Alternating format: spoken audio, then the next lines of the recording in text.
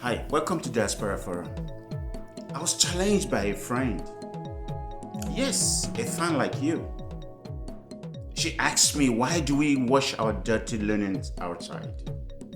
Those of us outside, look at what Kano in Nigeria is doing and other people across the world. And I said, no, it's not so. We are all fighting one fight. Our flaws as colored people, in fact, in third world nations, especially in Africa, our flaws are our collective shame. So it matters to all of us. Yeah, Africa has what it needs. We have everything that everybody wants. Yet our leaders have failed us. So we are all contributing, and I'll show you today. Yes, I will show you. It's not about just casting blames. Colored people, Africans as a whole, are working collectively to make a change in Africa.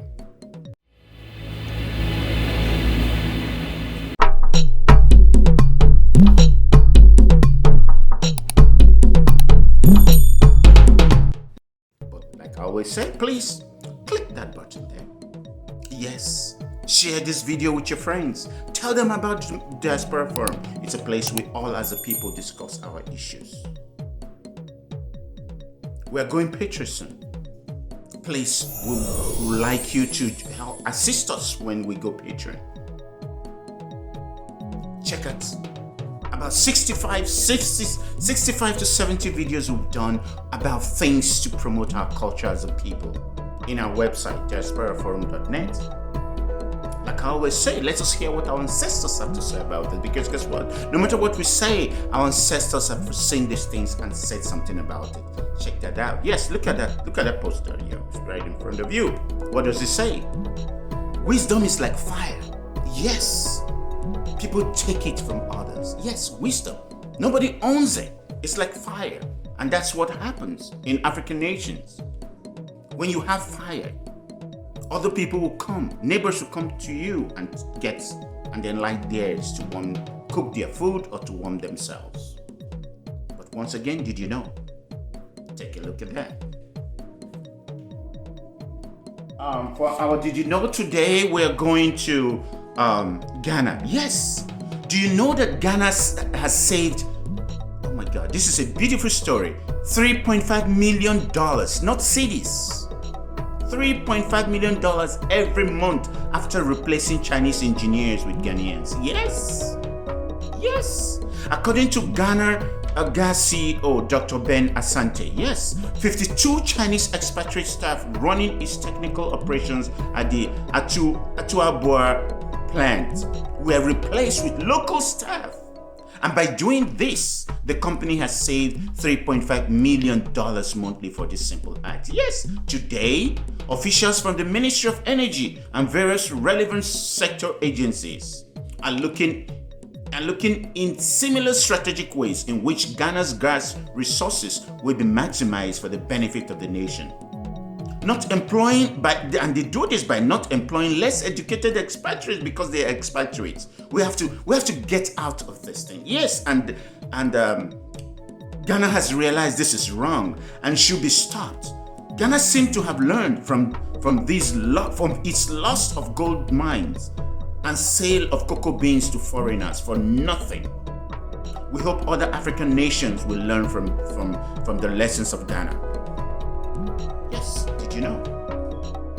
Did you know that you can save, countries in Africa can save $3.5 million monthly just by replacing less educated people just because of the color of their skin, and you call them expatriates. These were people who could not get jobs in their country, and when they come to Africa, they take our own things. It is wrong. It is wrong. But once again, did you know? All right. Like we said before, we all collectively are trying to rebrand Africa in diaspora. Yes, we're doing this. And you've just seen what we just said now. Look, it's true our leaders seem not to care. African leaders just seem not to care. If they can make their own little money and then Like Nigeria's President Buhari will go to, when he has headache, when he have ear pain, he will go to London for medical checkup. When the rest of the country is dying. The same thing to Paul Biya. But they should all look, yes, take a look at the poster. They should look at former President Jacob Zuma. Yes, look at Jacob Zuma. Yes, in chains right now. From presidency into jail. What a shame. And the same thing we hope happens to Paul Biya. The same thing we hope happens to Arab Moy. The same thing Omar Al Bashir. Yes, look at what he has done to his country. Not to talk about Museveni of Uganda. Or the stooge we all refer to and think he's doing good, Paul Kagame. Yes, of Rwanda. Yes, he's a foreign stooge. Yes. Just look at what President Buhari is doing in Nigeria. Basically running a failed state by choice. Yes, we are not washing our dirty linens, but guess what? What they are doing hurts us collectively as a people, and that's why we are bringing it to limelight. Rule. We have everything as a people. We have the resources, human and material resources. The very things all the rest of the world they seek, they come to Africa for it. But what do? We mismanage it. And today, guess what? People in diaspora, look at Dr. Godwin. Yes, what is his name? Yes, Godwin Chikwebuka in Anambra. Yes. He is literally, look at the hospital he built. In fact, today is the tallest building in Anambra State. Look at what Dangote single-handedly. Yes, I don't care. But we have to move forward than this. Dangote alone is building a refinery. Look at Nigeria as a nation has no airways, no shipping line. But look at what Dangote has done single-handedly. Look at what Akon is doing, building a city for him by himself. People in Nigeria building schools, building hospitals, building roads. People are taking governance into their own hands because the government has failed them. Yes, this is what diasporans are doing collectively to change the discourse. Yes. Is it writers? Look at Gugu Wachiongo, for God's sake. Look at Wole Soyinka, for God's sake. Look at Chimamanda Ngozi Adichie. Look at what they're doing. Athletes, academicians, writers. Yes, they are contributing to the welfare of Africa. It's not about just condemning Africa. We only bring things out so that others will learn from it. What do you think? What do you think? This is what we are all doing. It hurts us. Running failed states. It's a shame we all leave Africa to come to cold weather, to places where you're second-class citizens, people don't respect you. When you have what it takes, when your weather is the best weather in the world, when you have the resources, it's just that your leaders are failed leaders. What do you think? I like to hear from you. Like I always say, comment right there so that people, look, knowledge is not sacrosanct. I don't own it. I hope I'm wrong sometimes. Tell me I'm wrong and let's discuss this as a people. Our shout out for today, take a look there. Our shout out for today is Thomas Fuller. Yes, Thomas Fuller. Once again, it's that kind of thing that we say, did you know? He was a slave, but he was a human calculator.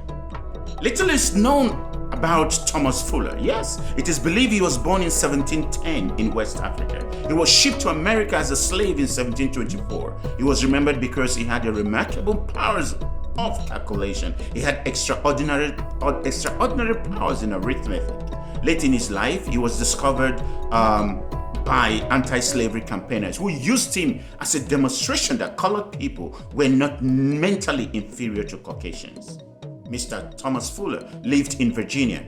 He was the property of Alexander Cox of Alexandria. Yes, he was known as the Virginia Calculator, said to be stolen from his native Africa at the age of 14 and sold to a planter. Yes, yet he never learned to read and write because it was unlawful to teach a Negro to read and write. It was evident he learned to calculate in Africa before he was brought to the United States as a slave. And really, he showed them. Of course, we know you didn't hear about this anywhere, but that's why we picked Thomas Fowler for a shout out for the day. Once again, read your history. Read history, because there's so much to be proud of yourself as a person of color.